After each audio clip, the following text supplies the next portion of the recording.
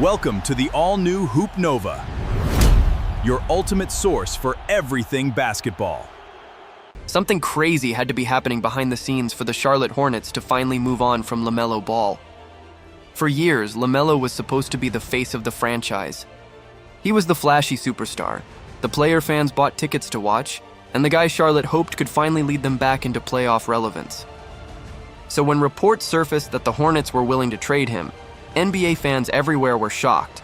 But once you dig deeper, this move actually starts to make a lot more sense. The trade itself is massive. Minnesota lands LaMelo Ball and Josh Green, while Charlotte receives Naz Reid, multiple first-round assets, and several pick swaps. That's a huge package, showing that the Timberwolves still desperately want another star next to Anthony Edwards. Minnesota had already missed out on several superstar pursuits. They were linked to Giannis Antetokounmpo, and there were even rumors about Kevin Durant months earlier. The front office clearly understands one thing: Anthony Edwards cannot do everything by himself. Even though Rudy Gobert remains one of the league's best defenders, he's not the kind of offensive co-star that can relieve pressure from Ant in big playoff moments. Teams constantly send double teams at Edwards, especially during the postseason. We saw that become a major issue this year as his production dipped in the playoffs. LaMelo changes everything.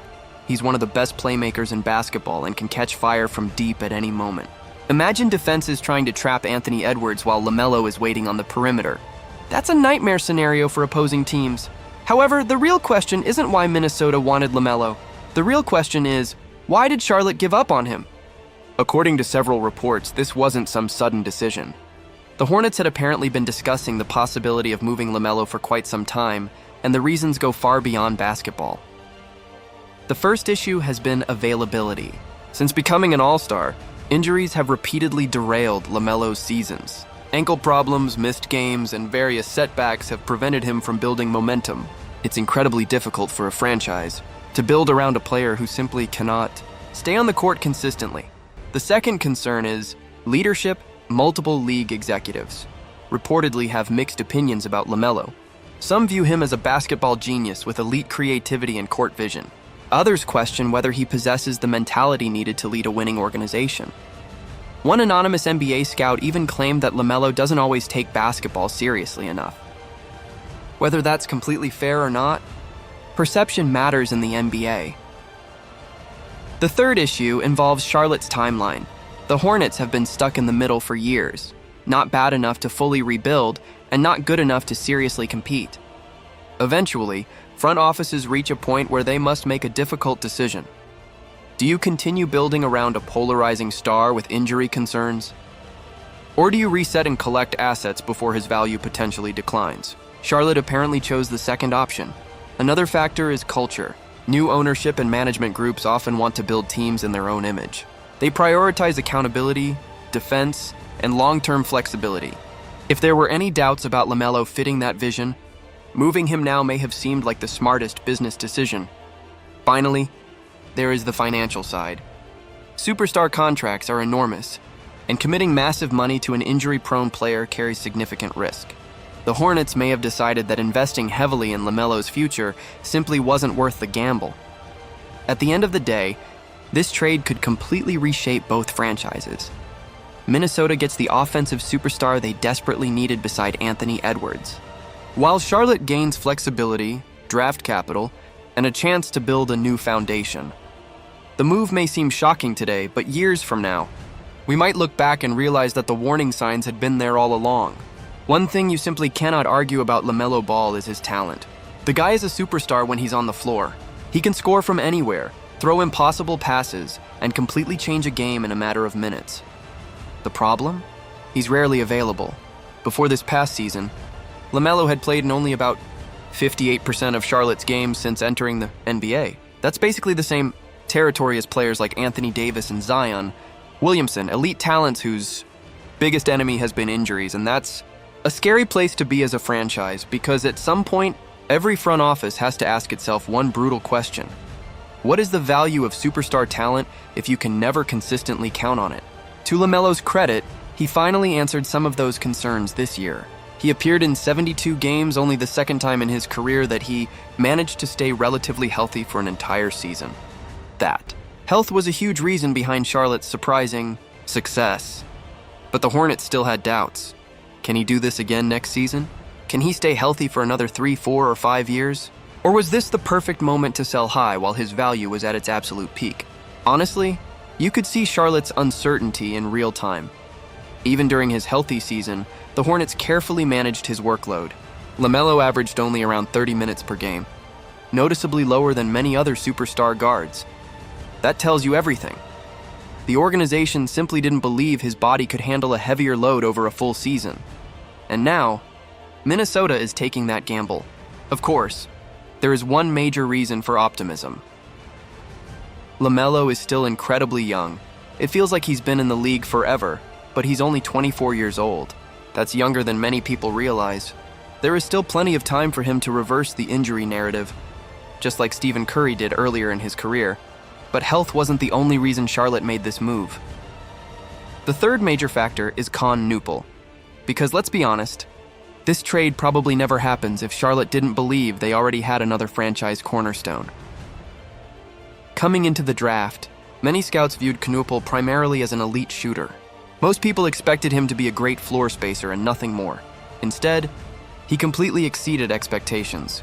He broke the rookie record for made three-pointers, knocking down an unbelievable 273 threes and even leading the entire NBA in total makes. That's insane. But what impressed Charlotte even more was everything else. He's shown real playmaking ability, can attack closeouts, finish at the rim, and plays smart. Team-oriented defense. He's proving to be much more than just a shooter. Then you add Brandon Miller, who already looks like an excellent young piece, plus additional first-round picks and now Naz Reid strengthening the front court. Suddenly, Charlotte has an exciting young core, but perhaps the biggest reason for this trade comes down to money. LaMelo is already making around $43 million annually and is eligible for a massive 2-year extension worth approximately $119 million. That would mean committing roughly 5 more years of maximum money to him. For the Hornets, that was simply too risky. Imagine paying nearly $60 million per season to a player whose health still carries major question marks. In today's NBA, especially under the second apron rules, one bad max contract can destroy a franchise's flexibility. Teams simply cannot afford huge mistakes anymore. Charlotte likely knew that if they approached LaMelo about taking less money, he would almost certainly decline. So instead of risking an ugly contract situation, they chose to move him while his value was incredibly high. And finally, there is the new front office, most of Charlotte's key. Decision makers have been in their positions for less than 2 years. This is their team now. They want their own vision. And that vision appears to be heavily inspired by organizations like Oklahoma City and San Antonio. Look at how successful teams are operating. Today, OKC has its expensive stars in Shai Gilgeous-Alexander, Jalen Williams, and Chet Holmgren, but they constantly surround them with young, inexpensive talent on rookie contracts. Whenever a role player becomes too expensive, they replace him with another young contributor. That model works. And now, after this trade, Charlotte suddenly owns one of the largest collections of future first-round picks in the entire NBA. They are building for long-term flexibility. They are stacking assets. They are trying to create their own version of the Thunder blueprint. At the end of the day, this trade was probably the result of several factors coming together at the perfect time. LaMelo finally stayed healthy. His trade value may never be higher. A massive extension decision was approaching, and Charlotte saw an opportunity to completely reshape its future. Meanwhile, the Timberwolves are doing everything possible to maximize Anthony Edwards' championship window. In many ways, it feels very similar to what Milwaukee once did around Giannis Antetokounmpo. They have a generational superstar and understand how rare players like Anthony Edwards truly are. So they're pushing all their chips to the center of the table. First came the Rudy Gobert trade, now comes the LaMelo gamble. Because if this works, Minnesota could become one of the most dangerous teams in basketball. But if it fails, if injuries return or chemistry becomes an issue, the consequences could be enormous. That's the pressure of having a superstar when you believe you have a once-in-a-generation player. You do everything possible to win, and right now, The Timberwolves are betting their future that LaMelo Ball can help Anthony Edwards reach the next level. The more you think about this trade, the more it feels less like genius team building and more like a massive gamble. That's what makes this entire situation so fascinating. Tim Connolly is one of the most respected executives in basketball. This is the same guy who helped build championship-level rosters and turned Minnesota into a legitimate contender. So when someone like him makes a move this big, you assume there's a long-term plan behind it. But honestly, this trade feels a little desperate. It feels like the Timberwolves looked around the Western Conference, saw teams getting bigger, stronger, and more talented, and decided they had to make a move immediately. And maybe they're right, because LaMelo Ball gives Minnesota something they've desperately needed. Another elite shot creator next to Anthony Edwards. But the risk is enormous. If Charlotte is right about LaMelo's health concerns, this trade could completely backfire. Yes, LaMelo is only 24 years old, and there are examples of players overcoming early injury issues. Stephen Curry is the perfect example. Early in his career, many people believed Curry's ankles would prevent him from ever becoming a superstar. Instead, he learned how to manage his body, changed his training methods, and became one of the greatest players in NBA history. Minnesota is betting that LaMelo can follow a similar path. But what if he can't? What if the injuries continue? What if he only plays 30 or 40 games per season? If that happens, the Timberwolves may have just sacrificed their future for a player they can't depend on. That's the scary part, because they don't exactly have many assets left.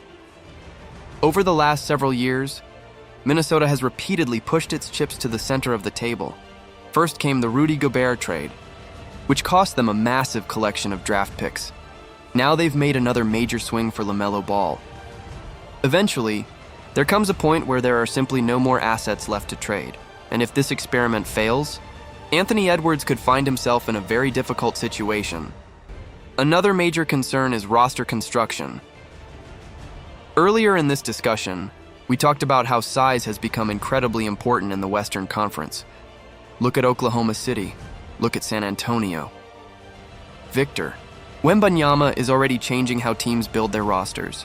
Organizations are loading up on length, versatility, and interior size because they know they'll eventually have to deal with players like Wembanyama, Chet Holmgren, and the gigantic front courts emerging across the conference. That's why this move is so interesting. Minnesota just lost a tremendous amount of size. Naz Reid is gone, Julius Randle is gone. Suddenly, the Timberwolves have become much more guard-oriented, and honestly, it brings back memories of the old Utah Jazz teams built around Rudy Gobert. Those teams had plenty of offensive guards, but Gobert often found himself carrying the entire defensive structure by himself. During the regular season, it worked, but in the playoffs, everything fell apart. Opponents exposed their lack of versatility, and their defensive weaknesses became impossible to hide. Could Minnesota be heading down that same path? Maybe. Or maybe LaMelo's offensive brilliance will make those concerns irrelevant. Only time will tell. But let's not pretend Charlotte is completely risk-free here either. In fact, the Hornets are making a sneaky gamble of their own. At first glance, the trade package sounds incredible. Naz, Reid. 1 unprotected first-round pick, 3 future pick. Swaps. That sounds amazing. But pick swaps are often misunderstood. A swap only becomes valuable if the other team has a better draft position. For example, if Charlotte finishes with the 25th pick and Minnesota ends up with the 10th pick, Charlotte can swap and improve its draft position.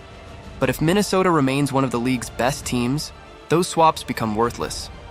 And that's entirely possible. Think about the timeline. Anthony Edwards is under contract for several more years and will likely keep. Minnesota competitive, the 2028 swap? Probably not valuable. The 2029 swap? Still questionable. The 2030 swap might be the first, one that truly has major upside because that's when Minnesota's future becomes less certain. So there is a real possibility that Charlotte essentially traded LaMelo, Ball for Naz Reid, and 1 future first-round pick. That's a much different conversation, which is why this trade is so fascinating. Both teams are taking massive risks. Minnesota is betting on LaMelo's health and superstar potential. Charlotte is betting that stockpiling assets and following the Oklahoma City blueprint will eventually lead to long-term success. Right now, nobody truly knows who won this deal. But one thing is certain, this trade could completely reshape the future of both franchises. And years from now, we'll either look back at this as the move that elevated Anthony Edwards into championship contention, or as one of the biggest gambles that completely changed the direction of the Timberwolves organization.